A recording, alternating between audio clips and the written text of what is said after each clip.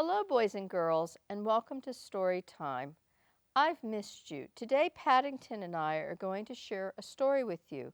The name of the story is The Knuffle Bunny Too, A Case of Mistaken Identity, and it was written by Mo Williams, and it was published by Scholastic Press. Maybe you heard me tell the story The Knuffle Bunny before about a young girl named Trixie and her daddy, and Knuffle Bunny and their adventures at the laundromat. Well, some time has passed since this first story, and Trixie has gotten a little bit bigger and she can talk now, and she's ready to go to school. So let's sit back and enjoy the story, The Knuffle Bunny Too.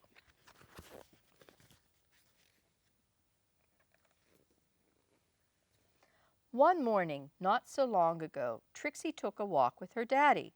By now, Trixie really knew how to talk.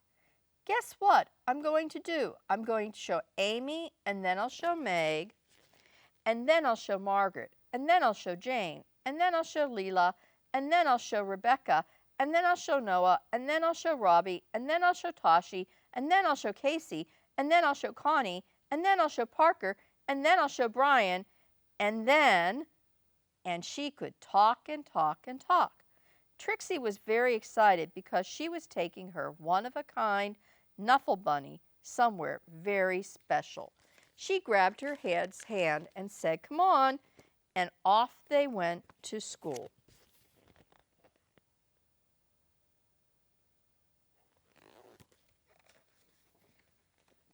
Trixie couldn't wait to show Knuffle Bunny to Miss Greengrove and all of her classmates, but as her daddy was kissing her goodbye, Trixie saw Sonja.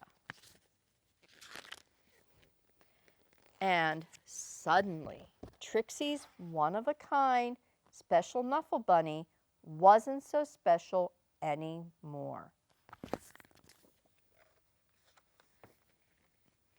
The morning did not go well. Trixie said, "Knuffle, knuffle." Sonja said, "Knuffle, knuffle." They both showed their bunnies to everybody, but soon as they argued, "Knuffle, knuffle, knuffle, knuffle," Miss Greengrove took their bunnies away.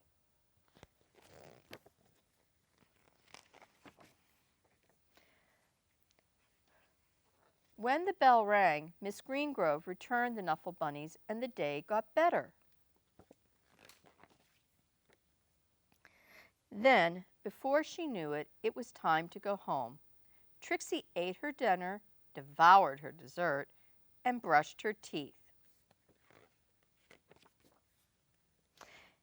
And she tried to escape Mummy and Daddy robots from the planet Slurp. And half past bedtime, Trixie was tucked in and ready to go to sleep.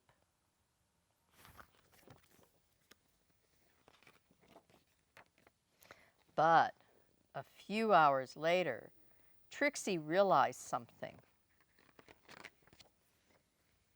Trixie marched into her Mummy and Daddy's room and said, "That is not my bunny."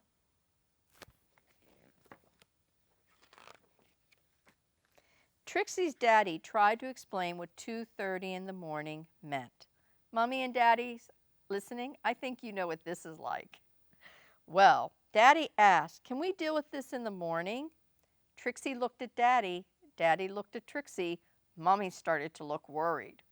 Daddy looked at Mummy. Mummy still looked worried. Trixie looked at Daddy.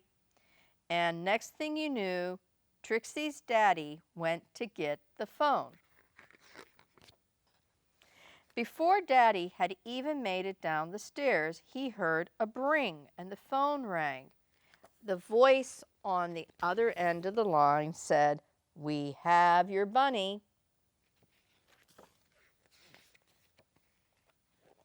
"We have yours," replied Trixie's daddy, and so arrangements were made. Trixie and her daddy rushed across the neighborhood. Trixie did not want to be late, neither did Sonja. This was a very important meeting. And there was suddenly an exchange. and the Knuffle Bunnies were back where they belonged.